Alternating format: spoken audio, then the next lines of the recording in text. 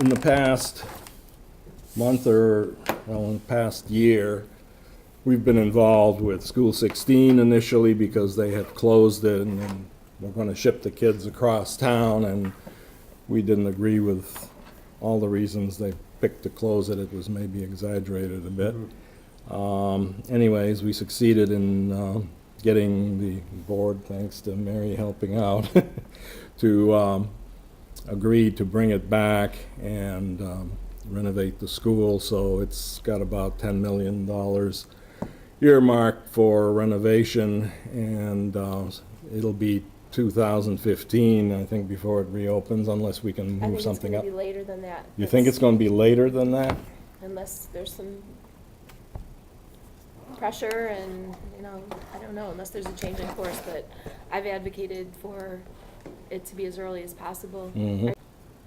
So you think it's going to be later? So I was expressing concern that if 44's closure deadline is moved up very soon, that 44 would close and 16 would not yet be back in the neighborhood. Mm-hmm. So we would be having a continuation of the situation right now where it's difficult for new families to place a child into a 19th ward school right now. Mhm. Because if you're not willing to bus your child to South Street, and if you're concerned about the potential instability of 44 closing imminently, then it's a problem. And so it would make that problem even worse if we were to close 44 prior to School 16 being back Mm-hmm. on Post Avenue. So in the course of expressing those concerns, when I heard that 44 was going to close imminently or sooner than, several years from now, that brought an answer to specific questions regarding 16, that it would have to be done as part of Phase 2 FMP. And Phase 2 FMP legislation has not yet been passed. So, even if it gets legislated soon, within the next several months, this year, the planning and the rolling out of that wouldn't be until Phase 1 is finished. They don't even have enough money to do the planning during 2014? I was also addressing the fact that School 16 had been slated for SIP money, capital improvement, ongoing capital improvement money. For this past summer, it was supposed to have been spent. So the planning had been done for that a couple years ago. It was supposed to have been spent this last summer, and that was waylaid because of the emergency closure and evacuation of the building and so on. So, right, so I'm trying to make the case that there was nothing really that the board authorized or that was a definite radical change in course regarding the 16 building. We never approved a permanent closure of that building, so to permanently take that off of the SIP track is really problematic. So I was making the case for restoring SIP money to 16 for initial improvements and or planning. Mm-hmm. Now, there's been a lot of planning done, though, in a lot of contexts. So, it seems like there should be pieces of planning that skilled engineers and architects and planners could put together without going to the drawing board in terms of planning for 16. That's just my unprofessional, in terms of not having any engineering or architecture background. It just seems to me that should be the case.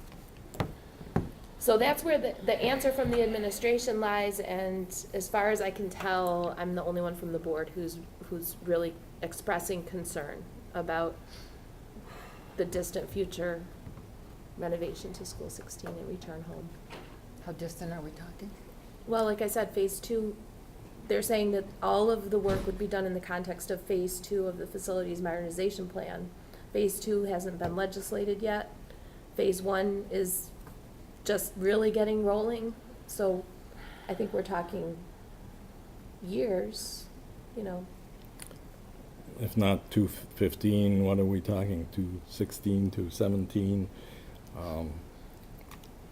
You'd have to ask those questions, but I think 215 is not feasible for it to have been started and finished, given that we don't even have the legislation yet.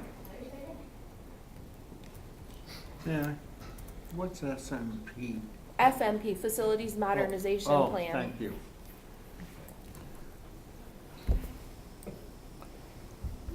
Okay, so it looks like we'd better keep talking to superintendent, see what the latest is.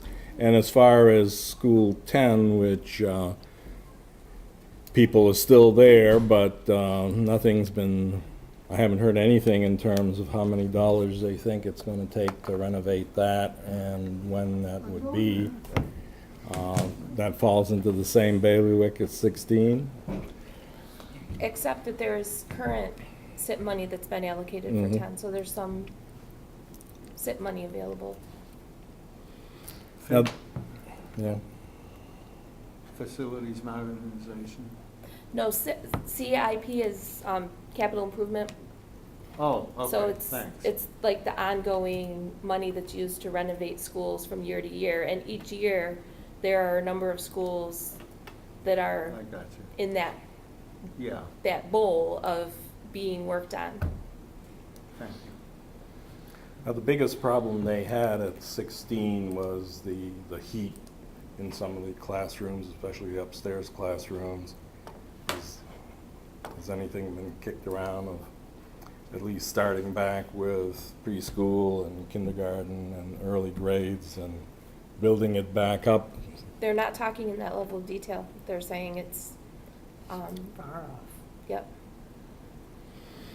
Okay. But, I mean, that's not to say that others besides me shouldn't be continuing to Mm-hmm. ask those questions and make the case. Mm-hmm. Okay. And the urgency, because I know of a couple of specific cases of students entering kindergarten who are in the pre-K program going to charter schools because there's no neighborhood school. When You know, is- they want to send their kids to 16 and it's not available. So- When's the next meeting that we should be aware of to, I mean, there's monthly board meetings, it's the same answer as always. There's monthly Mhm. board meetings, there's, contacting the superintendent directly, Mhm. contacting board members directly.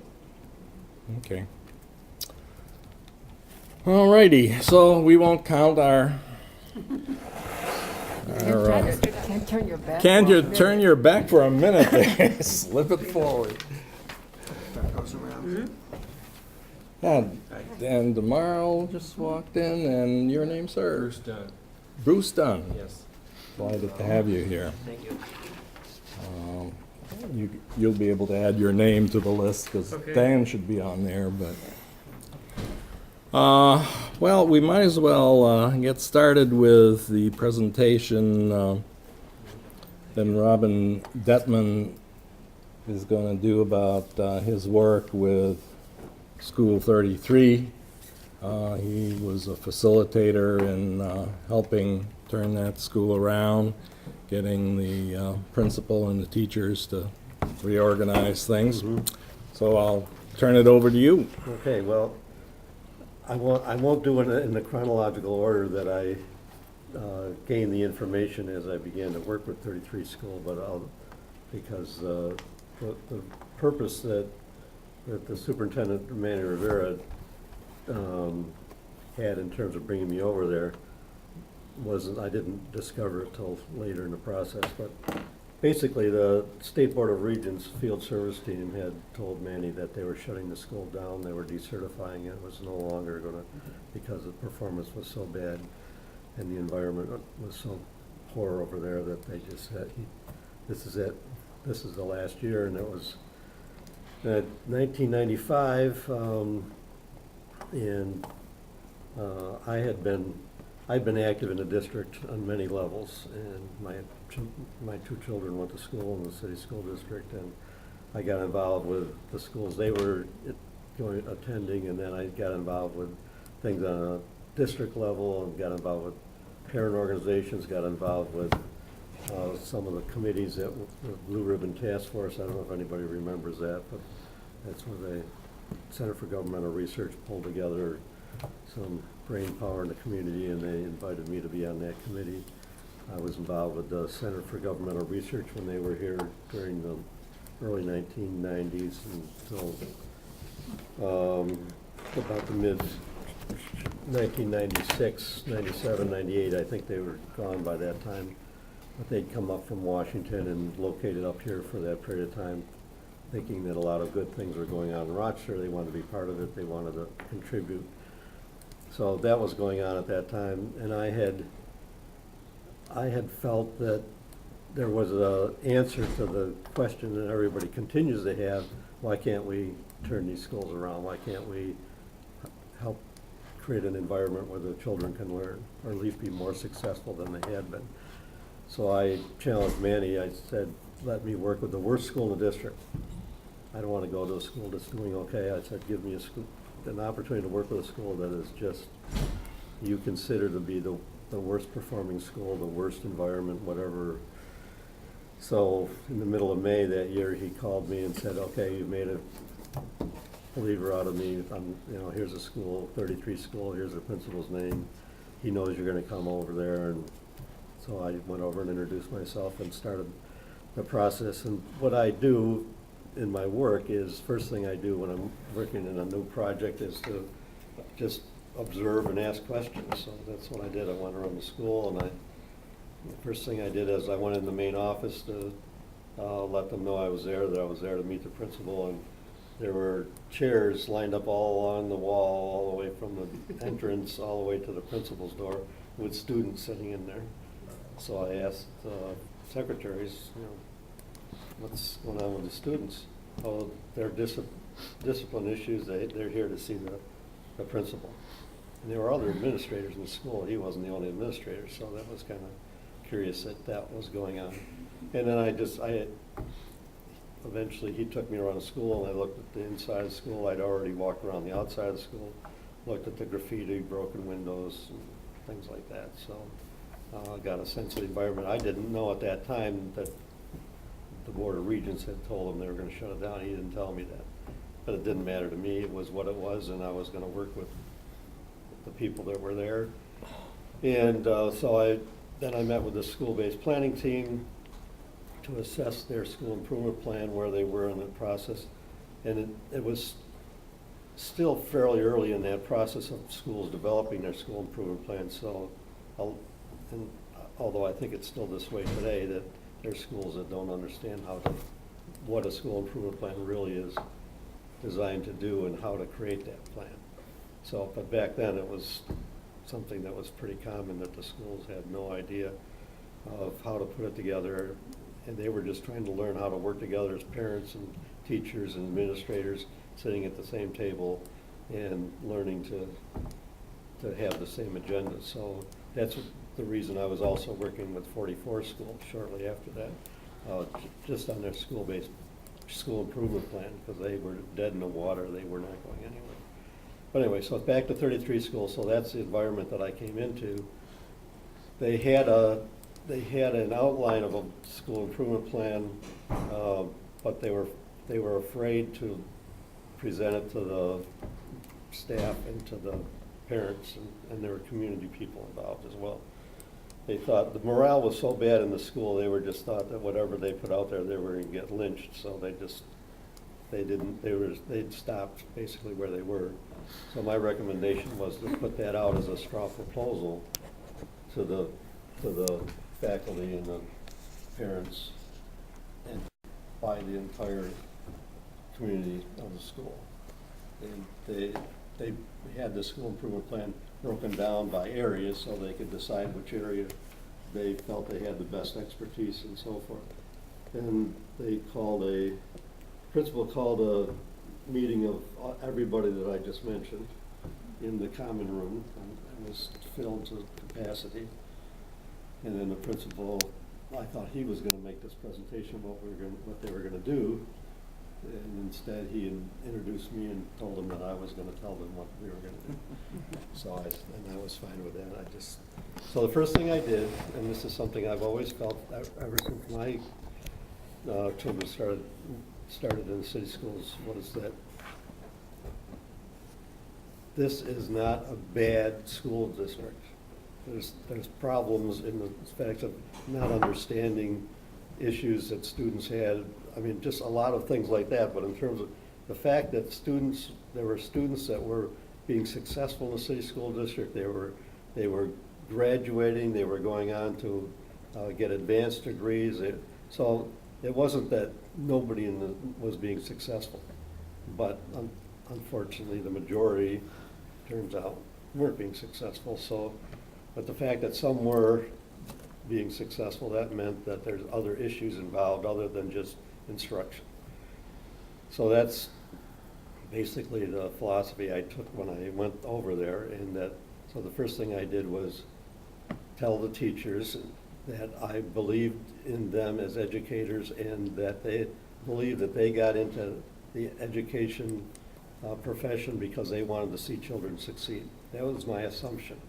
Now, there may be people who weren't, they weren't doing that anymore, but I just took that assumption to say, you're professionals, you're good at what you do, you want to be successful, you didn't come here to fail. So what I was going to do was to help them regain their sense of pride in their profession and to be successful. I got a standing ovation. I mean, they were ready to carry me out of the room on their shoulders. So then I told them what we're going to do. Here's the straw proposal. This is the school improvement plan. You each look at it, divide yourselves up into committees. And basically, the school at that time they had a lot of special ed. It was pre-K through 6. However, pre-K was a separate program, separate administrators, separate principals, separate parent group. They totally were keeping themselves separate from the rest of the school. Their fear at this time was that they were going to have to become part of 33 school because 33 school was such a mess, and they didn't feel that they were a mess at all. In fact, they were considered to be a very good program. So you got this excellent program going on in the building in the same, they had a corner of the first floor, and then the rest of the students were in the remainder of the first floor and then the second and third floor. So, and in terms of instruction, in terms of what I saw very quickly is that there was no longer an organization structure that supported education. They had just been putting classrooms here and there in terms of teachers being able to collaborate, work together. There was no design for that at all. So that was my charge to them, was to create a plan that focused on nothing but the best educational model they could possibly imagine for that school. That meant what teachers should be clustered together, where should their classrooms be so that they can partner with each other, what student groups should be together. And I wasn't making that decision, that was up to them. And I said, but you've been through all kinds of in-services, you've got your degrees, some of them had graduate degrees. I said, you should know education, and what you don't know, do the research, find out, and bring it to the table. I said, all the other issues, all the other community issues, all the other family issues, all the other health issues, we're not putting it on them anymore. They're going to be just educators, and they're going to focus on that. They're going to focus on the students being successful. And that's the design that they're going to create. And one of the things I was looking for is I always look for something that can be done fairly quickly that would show a change that would be a positive change that people could believe in, and that would give them a sense of hope. Hey, look at this, we've accomplished this. Because I only had a few weeks. School's closing in June for the year. Well, I didn't know that actually it was slated to close for good. So I got them started on that process, and I went around and sat in on the different groups and just kind of facilitated the process, answer questions that they had in terms of how they might proceed, if there were any questions they had, where could they get resources and things like that. So that's, I just floated around to that, and then when they had the meeting of the whole, when they were beginning to stitch this thing together, then I would attend those meetings and help them through that process. So within 3 weeks, they created a school improvement plan, and including the administrator from the pre-K program, and I had met with her and the parents from that program early on, because I knew that they were really concerned. I mean, they were beyond concerned. They were afraid that their whole program was going to be destroyed by whatever happened. So I got Hilda involved as being one of the people to craft the plan, because most likely they were gonna have to be included, so she needed to be there to make sure that it was gonna meet their needs.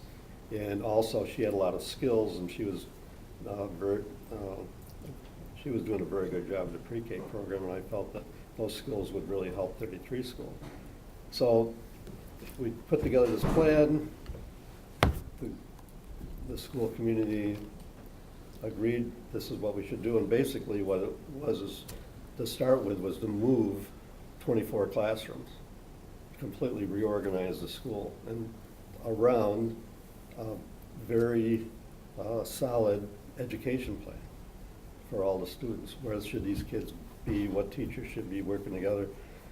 In terms of those other services that the students would need in terms of health issues, family issues, psychological, social issues, and things, I worked with some people in the community, including Dr. David Broadbent from Genesee Hospital, when it was open at the time, to create a partnership, to put together partnerships to provide those other services for the students.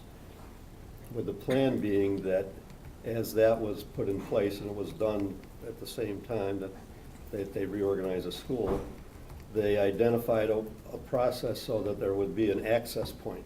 So not 6 or 7 people accessing several different agencies.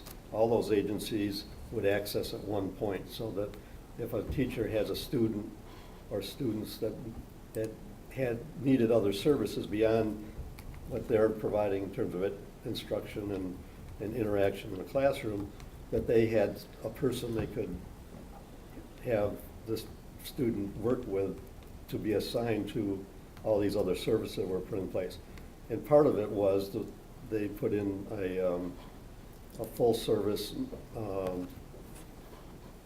health center, and it's still in place now. They got 2 full-time and 1 part-time nurse practitioners there. They had hoped to put in a dental dispensary, but they never, the space is there, but they never got the funds to finish it.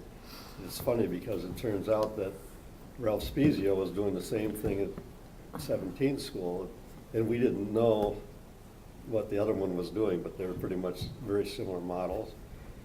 So anyway, we put those in place so that the teachers could teach. That's what I told them we were gonna do. We're gonna give them an opportunity to just, because that's what they want, that's what they got in the profession to do. See kids become successful, to teach them and to see them move on to the next grade level. And so that's what that's what their focus was. That was their responsibility, and then all the other things were put in place by the administrators, myself, the people from the community. So that's the structure that was built. And then I found out that part of what they didn't tell me was that the principal had resigned before I went over there, and he was going to be reassigned to central office. And so they were going to have to select a new principal, which was just another challenge in the process. So as happens a lot of times, they had somebody in mind, but they didn't. What I was concerned about and what I challenged them on is that they needed a person that had the skills and the experience to handle that school during this change, because it was a significant change. You've got a lot of teachers that were out of their comfort zone. Some of them were saying, I'm not leaving my classroom. I've been in this classroom for 24 years, or whatever it was. And so they had to be shown how this was going to be a benefit to them and their students. So we had to get out of the one teacher, one classroom where the students were, they didn't really interact with anybody else, to team teaching, where the skills of several teachers working together with the same students and clustered in a way that they had easy access to each other. They wanted to combine their classroom for some reason. They didn't have to go to the other side of the building or up to the 3rd floor to do it. So they started that process. Fortunately, the principal that they assigned to the school turned them down, because he was not selected because he had the skills for what was going on there. But Hilda did. She was the one from the pre-K program. So I got the district to open up the process for interviews, and then they opened it up so she could interview. And I knew that hands down there wasn't going to be anything else that would have the knowledge of what was going on there and the experience and skill level that she did at that time. And her requirement was, she asked that I stay on at least through that school year, again, to continue the facilitation process. And then I went into the individual and team coaching part of what I do. So basically, just as they had issues come up which way should we go, then I would get them to develop their skills around making their decisions and being more successful. So when the school opened that fall, the feedback that came from the community and the parents and the teachers was it was the best school opening in the history of that school. So now we had people believe, and I always have believed in the district, so I knew that if people were given the opportunity to create the right environment based on sound educational practice and community engagement. So from the time that you started working with that school, that was around May or something of the, It was about the middle of May, and school ended at the same time it does now, in the middle of June or so. And then as soon as the school closed for the year, then they brought in, I guess they were district people, but with trucks and people to move all of the classrooms around them, and they were moving. And that was a thing that everybody said, wow, look at, we're creating this new school, we're creating this new environment, we're doing it around sound educational models. We're not just taking it out of the sky someplace. This has been proven that this kind of structure works. We believe in it. Some of us have had experience in those environments, so they were able to create that school themselves. And they actually saw the classrooms being moved into the configurations that they had planned themselves. So they had bought into it, that they owned it, and they were going to make it work. who was observing this? Just the teaching staff, or were people from the community also involved in observing what was going on? They were, because like I said, when they opened the school in the fall, all of those constituencies said this is the best opening this school's ever had. The school was painted and clean and again, organized around sound educational practices and an education model. So, and that was determined by the educators. Nobody else came from outside of that school during this process. Some of the teachers may have changed. I don't know. One administrator, I think, may have changed other than the principal. But they didn't, there wasn't some team of consultants coming in. I was the person, and I was the one source that they had. How'd they finagle opening it again after they were supposed to be closing? Well, I guess I skipped that part. Once we had the plan done in 3 weeks, we were called to the district office, which I expected. I thought, well, okay, we have to present to Manny, and I can't remember who the deputy superintendent of elementary education was at the time, but we had to go and meet with them, and Hilda and the principal came along to, it's their plan. I'm just there to facilitate the process. So they brought the plan. We came into this office where they were going to have this meeting, and I think there were 3 or 4 other people in that room. I didn't know who they were. And they neglected to introduce them to us. Yeah, well, that's what it ended up being. It was the State Field Service team from the Board of Education, or from the New York State Board of Regents. But I didn't know that till after the meeting. Yeah, good time. So in that meeting, Hilda presented the plan. And so she had that school improvement plan. She talked about what we'd done, how the process had worked, how we had engaged the entire community in the process. And then she gave out copies of the plan to everybody, including these people that I didn't know who they were. And Manny looked at it, and the deputy superintendent looked at it and said, wow, this is amazing, this is fantastic. I'll provide the resources you need to move these classrooms, and you know, you've given sound argument for why this structure is gonna work and how it's based on sound educational practices and pedagogy and curriculum and everything else, and he was all excited about it and everything, and so then they asked a couple questions. The other people asked a couple questions, but and then pretty much the meeting was over, and I still didn't know at that point, when that meeting was over, I still didn't know that school had been slated to close. When we walked out of the room, these folks that were in the room that I didn't know followed me out of the room and cornered me and said, "Who are you?" I said, "Well, I'm going to ask you, who are you?" And they said, "Well, we're the field service team from the State Board of Regents." And that we had slated the school to close. And this is their exact quote, "We didn't think that there was a chance in hell that Manny could come up with a plan to save this school, and you did." There you go. And what happened? What happened? The school is first of all, that school is the largest elementary school in the district. It's got over 1,000 students in it. It did at that time, and it still does today.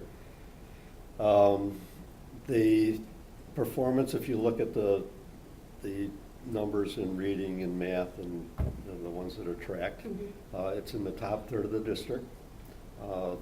In some cases, it's in the top third of the top third.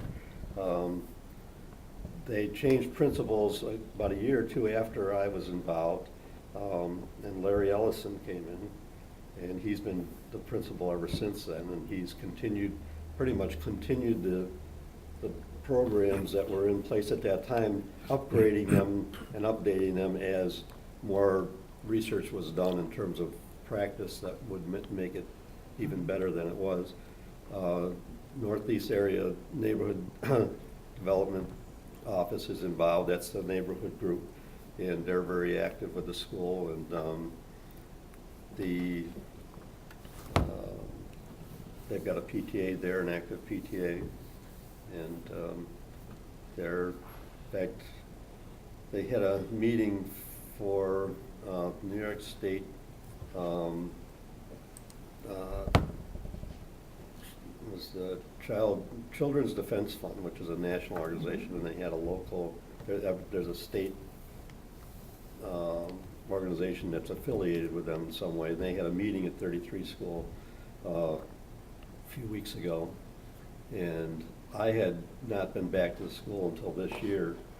Once that year was done, I followed them in the newspaper and seeing the articles being written about them and about the fact that they were one of the most improved elementary schools in the state of New York. And I mean, this went on, and they've continued to operate at that level ever since then. And Larry's continued that. And then they went through a renovation. You may know better the year that this was fairly recently, that a couple of years ago, they were taken out for at least 1 year and moved in the building to another facility, and then coming back a couple of years later into this renovated building, and they continued even though they had moved out.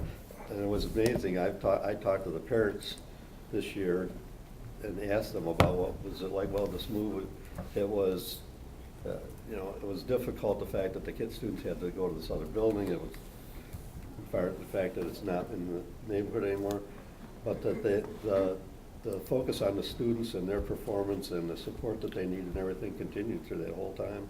They came back into the building and they just continued to do what they did. And when I was there for that meeting just recently, a teacher came up that I didn't know, and she was actually talking to George Moses from the NEED organization. I think he's the president of NEED. Because she wanted to brag about this program, and I think it was, I'm trying to remember what it was a math program or something like that. It was a statewide competition for elementary schools. And they had a certain standard that they had to meet. They had all this rigorous expectations and everything. that class in number 33 school is number 1 in the state. Yeah, I think she came over and Yeah, talked to you there you go. that Yeah, right, day that's right, after the yeah. meeting, yeah. That's right, I got a witness. Yes, that's right, John was there, and he was there when she came over to brag about that, her success.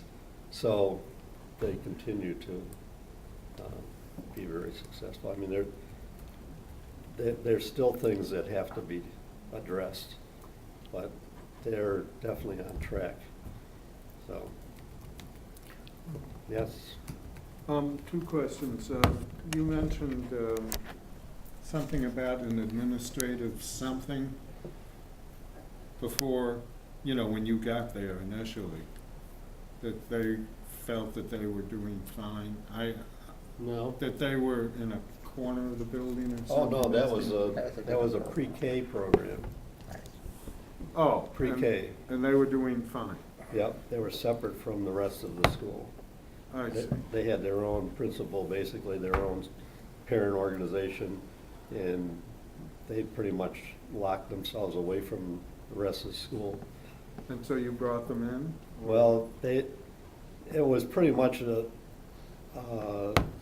fait accompli. It was gonna happen. They were gonna become part of the school. I mean, it wasn't their choice. The district was saying, if we redo this school, if we keep this school, you're gonna have to become part of the school. Okay. So with that understanding, it was easier for me to get Hilda on board to become part of the planning, because she was gonna have to live with whatever came out of it. And I felt she was so skilled and had such a good experience related to what they were doing over there, that she would be a key asset for them, so. And what were these sound educational principles that you've been referring to? Yeah, well, I wasn't the educator. I relied on them to know what those things were, but I see. it related to pedagogy, it had to do with curriculum, it had to do with sound instructional practices like team teaching, having, Okay. instead of being one classroom Right, with you the students in mentioned there and one that. Yeah. teacher Okay. all day long, now they interacted with other teachers, and so in order for that structure to be organized correctly, they had to be in a proximity so they can interact with each other.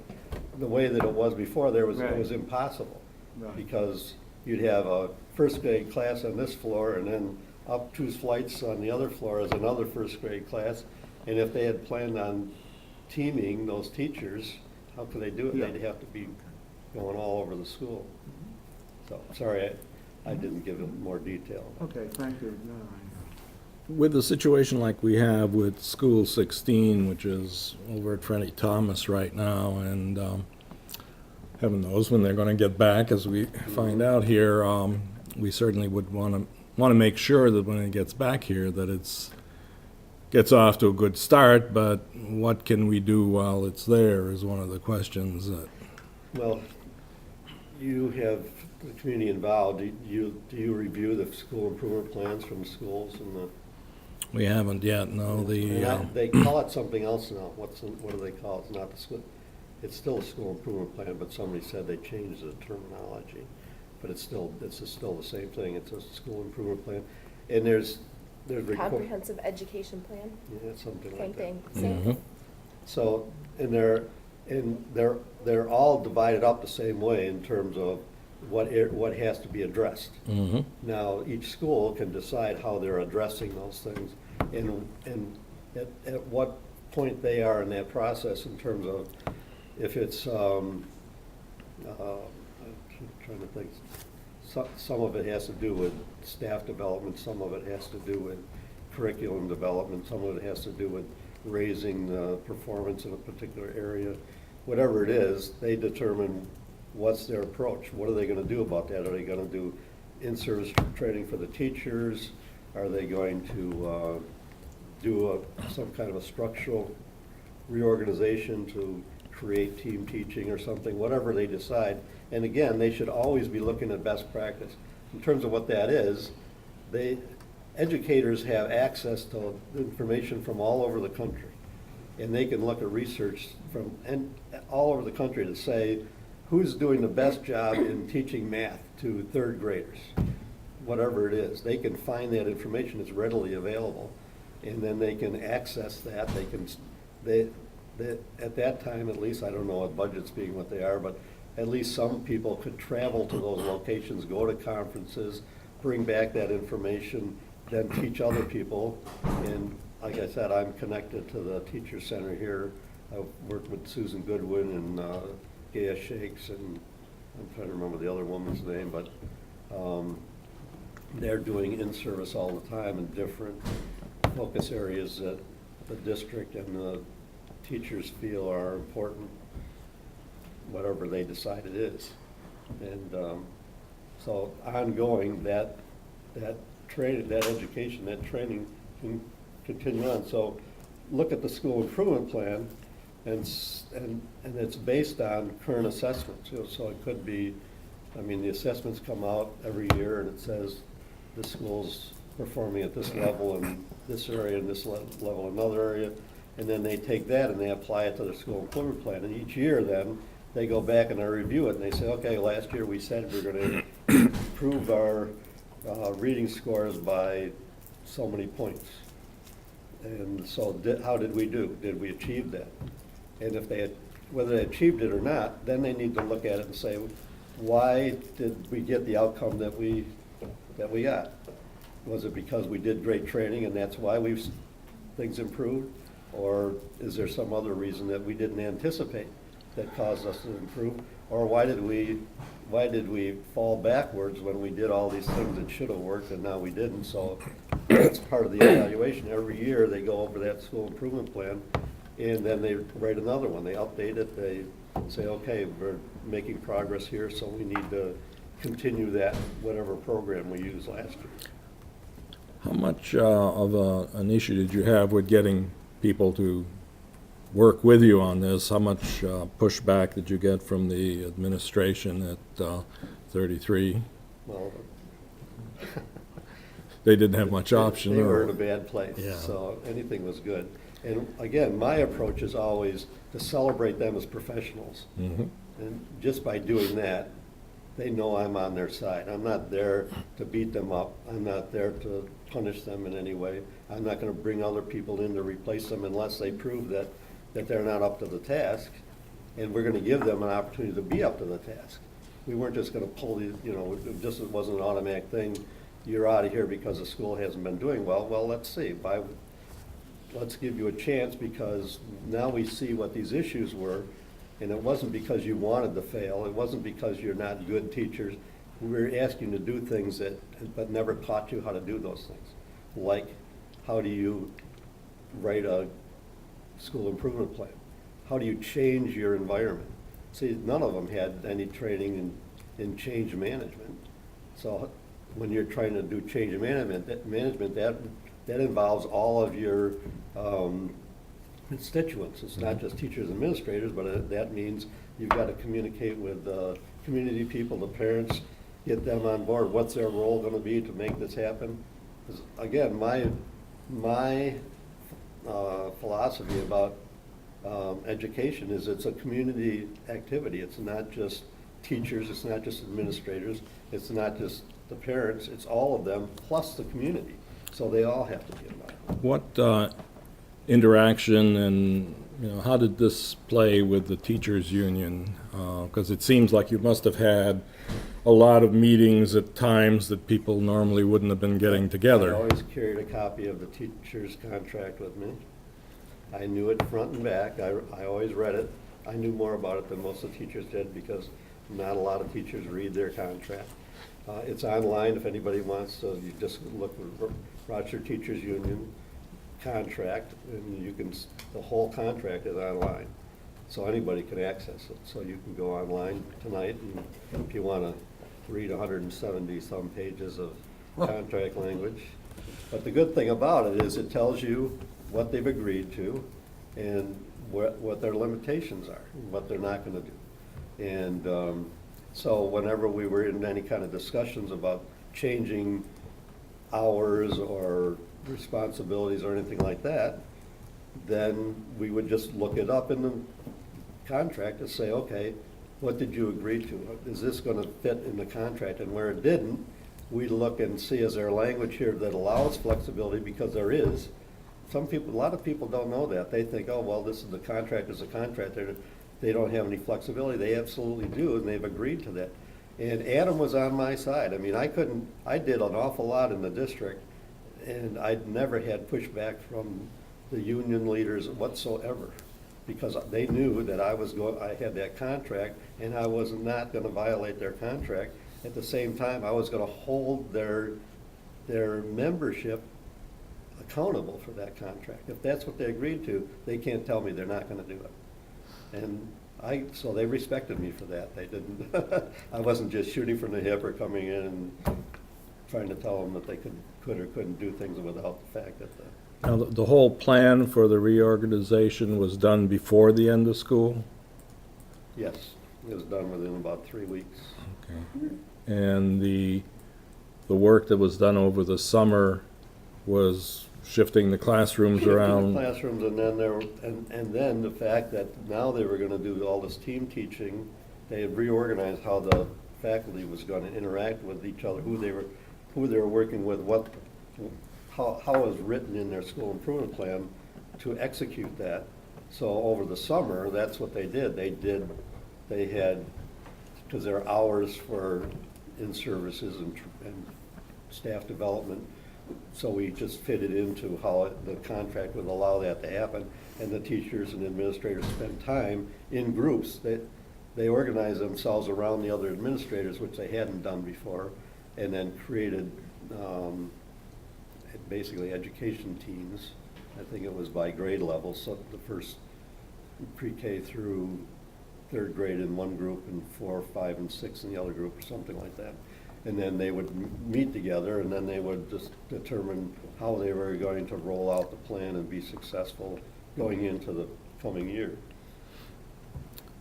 And those people met, this was before the end of the year, or did some of them Well, get together over the summer, or what?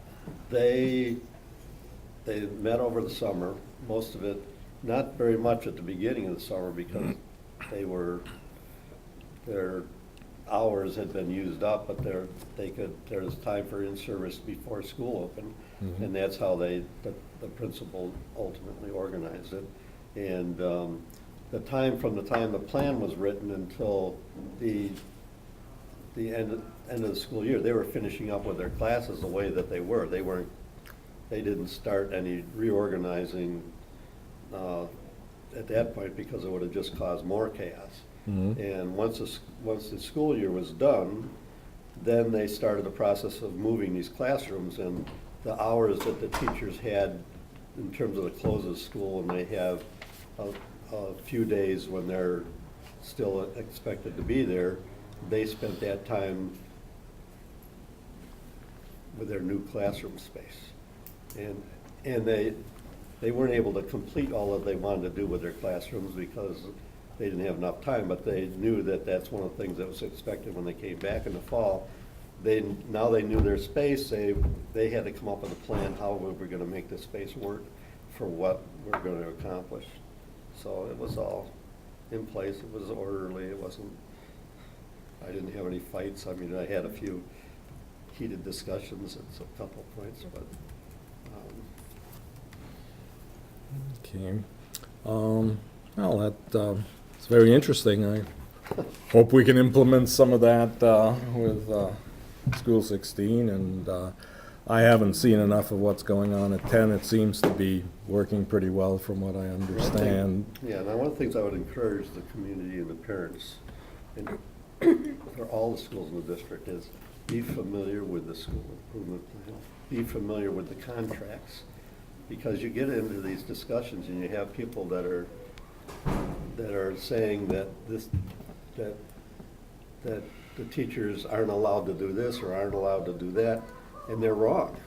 If they knew the contract, if they spent time, and it's not that onerous of a project to read the contract. It's fairly long and it's legal language, but you can get through it. It's broken into sections so that you can go from one to the other. But everybody should know that. How many people from the neighborhood association there were involved with this whole process while it was going on? Three or four. I know, and I can't remember who it was. I got a call from one person early on that wanted to inform me that they'd instituted a lawsuit against the city school district for what had happened because the school was such a disaster. And so that lawsuit was kind of going on while this started, but by the end of the summer, they'd taken it off the table. And when they saw the opening of school that year, they just said they were on board. And then since then, and I think the Northeast Area Neighborhood Association was part of that at the time. Now, I don't think that George was the president at that time. In fact, I'm sure he wasn't. But How many volunteers working in the classrooms were involved with the school at that time? just whatever parents and community people that were there when I started. I mean, there's some more people got involved, but it wasn't a huge influx of all these people. Part of that was due to the fact that whenever, because I teach courses in care and feeding of volunteers, and a lot of people do it so poorly that they shouldn't even bother doing it because it hurts them and it hurts the volunteers. But you've got to have a clear understanding of what do we want to accomplish, who should be doing this, what skill level do they need to have, should we teach them, should we have to teach them? So they have to be prepared to do what you're asking them to do. Now, some people come prepared because they've got a background in whatever you're asking them to do, but other people don't. So you have to decide what's it going to take to get them up to speed and make sure that you give them clear understanding of what's expected of them. You're coming in here and you're going to spend an hour and a half and you're going to do this, and when you're done, we'll know you're done because you're going to be able to look at this, whatever it is, and then thank them profusely for the time that they put in. Well, how can we help you? Do you know anybody else that would like to be involved? So if you do that well, if you take care of your volunteers well, you're going to have all the volunteers you'll ever need. But if you do it poorly, you may never get volunteers. So, and the results can be pretty poor too. Per classroom at any one time, what were we looking at? That Half they a had. volunteer or one volunteer or? They also had paraprofessionals working in the lower grade levels that were staff. So they were there I think at part-time, three-quarter time. So they had staff, but in terms of parent involvement, then it was just dependent on grade levels and what parents were involved in.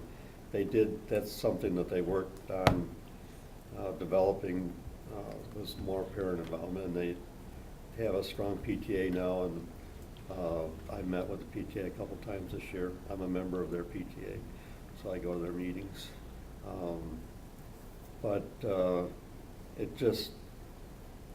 One of the things with volunteers in classrooms, teachers get nervous about that because they want to know, what am I getting? This person, do I have to spend more time with a volunteer than I do? Significantly involved in that. You're going to have somebody come into my classroom, let's decide what do we want them to do?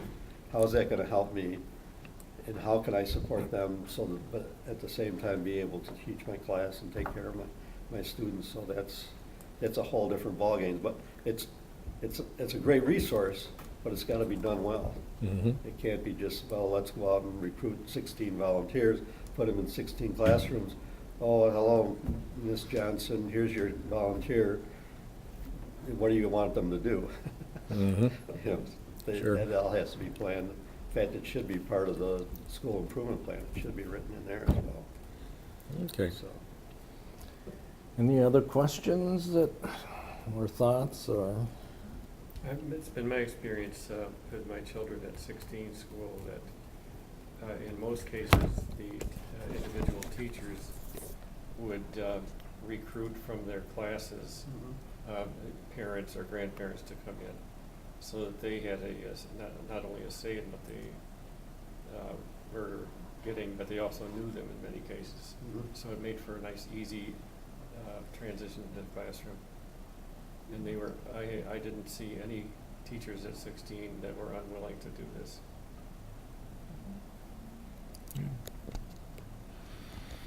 Okay, anything else that, let's see, we're right at the witching hour here.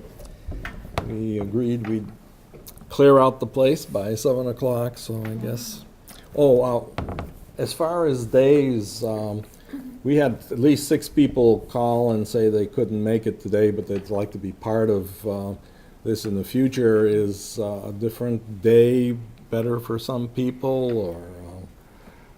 You had the nice email about location that once the school year starts, it'd be nice to have some of these in some of the schools. Yeah, that's what I was hoping for, because it would be real nice to get a tour of the school and hopefully get more teachers and staff involved so we get to know them. I just happened, I was on Facebook and I noticed that this organization was there, and I clicked on it and saw the meeting, so I hurried and came down. Oh, great. So before that, prior to that, I didn't, although I think Cam Musgraver must have told me once that. I thought you were here one time before. I may have done, I don't know. I've been at the board meetings a lot. Yeah, this is the location 19 right up. If you haven't joined, you can join When's that. When's the board election? November, right? Okay, normal election day, November. Regular political election, yep. Don't forget the primaries, or those people who aren't satisfied with the slate that the party puts up. I don't think any Republicans are going to run on, do you? Are there any left? I remember Where's the city? Republicans Yes. running this time. Your schools now. But I want to hand out some stuff here to everybody. There is a meeting on July 8th, next Monday, at the Faith Temple in Elmwood Avenue in Brighton. Right. And it's really kind of a frightening thing when you, if you get into this. I don't know how many of you have been aware of this or made aware, but it's really an attack on education as far as I'm concerned. And even with all of the work that Robin has done with different schools, if this comes in, the teachers are going to have far less control over what they do in the classroom. Where does this Well, come from? I mean, that's I not don't mean true. you, but Well, it is really, because this came actually from the federal government, and they like to say it comes from the state, but it didn't really. It All was the part- states are going to be held to do the same. Well, in the beginning, 45 states agreed to this, and the reason they agreed, because they got money from Race to the Top. Uh-oh. But in order to get that money, they had to agree to institute Common Core in the schools. So it's something that I really feel strongly about, that will not be good for our schools. Did everyone get one of these? Yep. now? it's not going to be good because That's what I feel, because it's going to change the way education is directed to the schools. They're developing curriculum. In some cases, it wasn't developed even before they signed these They wrote it out. the teachers up, or the school districts up for it. And there's going to be less local control over education. And again, I invite you to read in some of these. In some of these websites, you're going to find stuff that has the pro arguments and the con. And I don't want to take all your time with this, but there's a bunch of us who have been meeting, and we planned this meeting for the next Monday. Well, I'm going to give you a recommendation too, in terms of doing your research. Check and see what Kentucky is leading in terms, Kentucky, the state of Kentucky. They've already started implementing this, and how they're going to implement this. I just came back from the National PTA convention in Cincinnati. There's educators there from Kentucky, and they showed the Common Core and how they were approaching it. And the teachers felt that they had actually more flexibility because they have to teach to accomplish the core, and how they do that is, in terms of curriculum, things like that, is open to what's working. That's what they have to, this has to happen, and look at what the core really is. I didn't see all of it, I just saw some of it. They had some examples, and none of it looked scary to me. And they're already using it, and so, but that's a place that you can go to, and the parents are involved, and the community is involved. And this was at the National PTA Convention, and so there were parents and teachers and administrators from Kentucky that were there answering questions, presenting, so that people could ask questions about what this is all about, and they can explain what their experience has been so far, that they're using it, how they're using it, so in terms of the Common Core. So Well, is Kentucky an advanced state?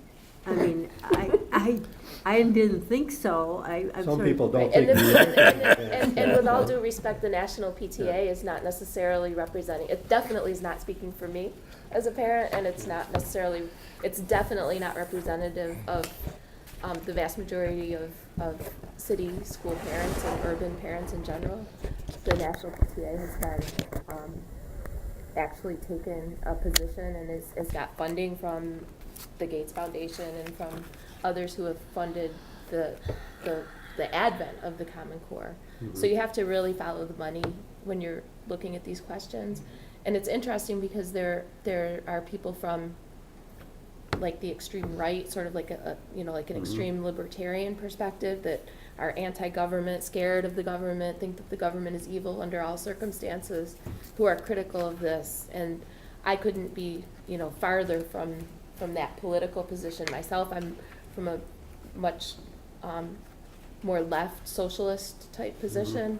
And we also, from that perspective, you have concerns. And what I think brings us all together in terms of people who are articulating concerns with Common Core is a concern about local control, about corporate influence from a very not only national perspective, but international, multinational corporate, domination. Well, I decided I concern. wasn't gonna do anything So- until I got more information. Right, so so it's really look at it, and it's not Kentucky. I mean, New York is fully into it. We are Yeah. fully implementing it. However, there is a It's just bill now that in there the wasn't, Assembly we didn't have the proper teacher training to begin Mhm. implementing it this year, but it was implemented anyway. And there are concerns about local control, but there's also room for some local control. 15%, I think, yeah. You might be mixing things up. When you're talking Maybe. 15%, you're talking about like testing In the percentages. curriculum or- itself, the curriculum is, I don't want to say set in stone, but it's pretty rigid. And there's no, and there is very little Financial pressure we're under and the drive for efficiency, which coincidentally, not coincidentally, is part of the same rhetoric we get from Gates and, yeah. from the